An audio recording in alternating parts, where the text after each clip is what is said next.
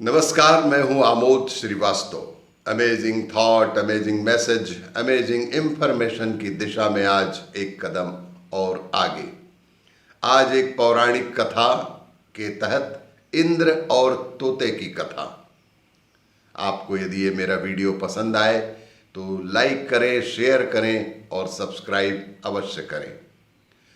देवराज इंद्र और धर्मात्मा तोते की यह कथा महाभारत से है। कहानी कहती है, अगर किसी के साथ ने अच्छा वक्त से दिखाया है तो बुरे वक्त में उसका साथ छोड़ देना ठीक नहीं है। एक शिकारी ने शिकार पर तीर चलाया।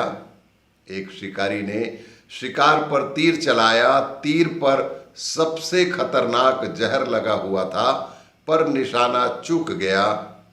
तीर हिरण की जगह एक फले फूले पेड़ में जा लगा। पेड़ में जहर फैला, वह सूखने लगा। उस पर रहने वाले सभी पक्षी एक एक करके उसे छोड़ गए। पेड़ के कोटर में एक धर्मात्मा तोता बहुत बरसों से रह रहा था। तोता पेड़ छोड़कर नहीं गया, बल्कि अब तो वह ज्यादातर समय पेड़ पर ही रहता। दाना पानी न मिलने से तोता भी सूख कर कांटा हुआ जा रहा था। बात देवराज इंद्र तक पहुंची। मरते वृक्ष के लिए अपने प्राण दे रहे तोते को देखने के लिए इंद्र स्वयं वहां उपस्थित हो गए। मरते वृक्ष के लिए अपने प्राण देते रहे तोते को देखने के लिए स्वयं इंद्र वहां पहुंच गए। धर्मात्मा तोते ने उन्हें पहली नजर में ही पहचान लिया। इंद्र ने कहा, देखो भाई, इस पेड़ पर न पत्ते हैं, न फूल, न फल। अब इसके दोबारा हरे होने की कौन कहे, बचने की भी कोई उम्मीद नहीं है। जंगल में कई ऐसे पेड़ हैं जिनके बड़े बड़े कोटर पत्तों से ढके हैं। पेड़ फल फूल से भी लदे हैं। वहां से सरोवर भी पास है। तुम इस पेड़ पर क्या कर रहे हो? वहां क्यों नहीं चले जाते?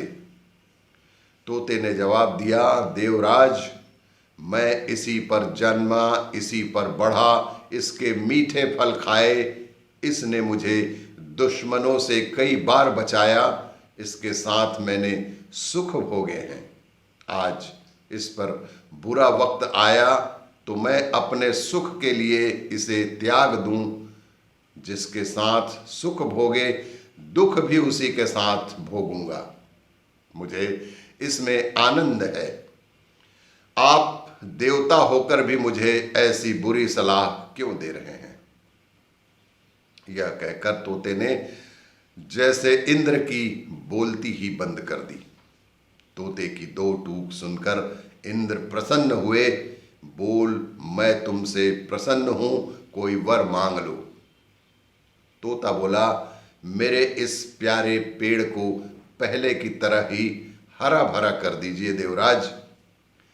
देवराज ने पेड़ को न सिर्फ अमृत से सींच दिया, बल्कि उस पर अमृत बरसाया भी। देवराज अमृत ने पेड़ को न सिर्फ अमृत से सींच दिया, बल्कि उस पर अमृत बरसाया भी। पेड़ में नई कोपलें फूटी। वह पहले की तरह हरा भरा हो गया। उसमें खूब फल भी लग गए। तोता उस पर बहुत दिनों तक रहा। मरने के बाद सीधे देवलोक को चला गया।